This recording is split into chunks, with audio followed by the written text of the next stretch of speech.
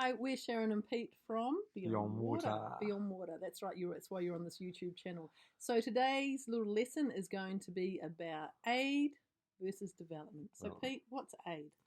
Aid is basically where there's a disaster happens in the country and a whole lot of people bring equipment in to support that aid. Like if you had an earthquake and tsunami, your houses get washed out, your food's low, your water's not there. So basically people get together, supply temporary housing, water, food, the essentials. So aid is basically helping at that time of need. So it's an emergency, right? It's an emergency. It's short period. Usually only a few months, though, isn't it? Yeah. Yeah. So the top ones would be definitely shelter, water, food, accommodation. But there's also complexities, isn't there? Like actually transporting the stuff there. Yeah, well, that's right. There's like trying to get to remote areas. If there's a tsunami in Asia, you've known previously, it's actually getting stuff to where the need is. So basically, there's flights of helicopters and there's also shipping problems and all that kind of roads and roading and that. Yeah. So let's take a look at a few examples here. So here is a tsunami, the effects of it. Yeah.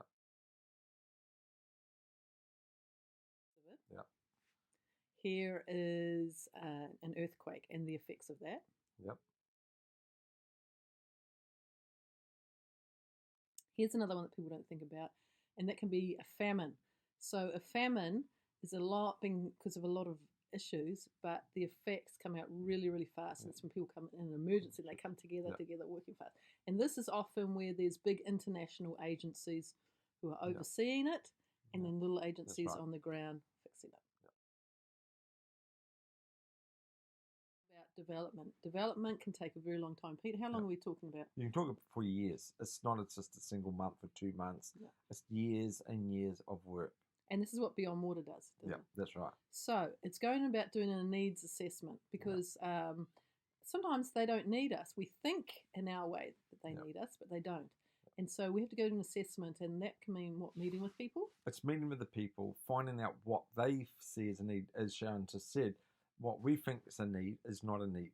Yes. Okay. So that's the first thing, right? So often we would go into a village for an argument's sake and thinking, oh, they got no water, so they need water. But when you ask them what their top 3 things they want, water is probably at the third. The first one is often education. That's right. Second is a medical centre, and then third is water.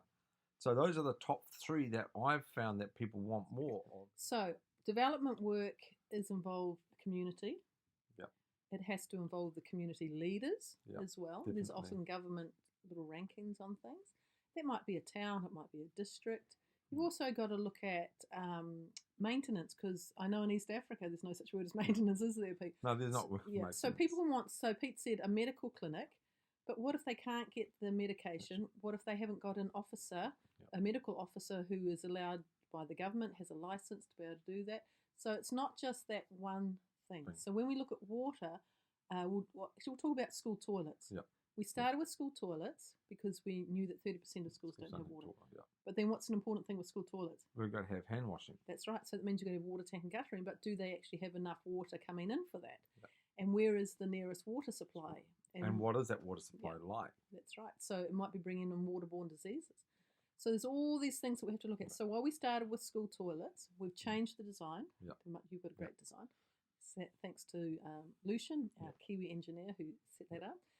We put water tank and guttering on that. We have a hand washing program for kids.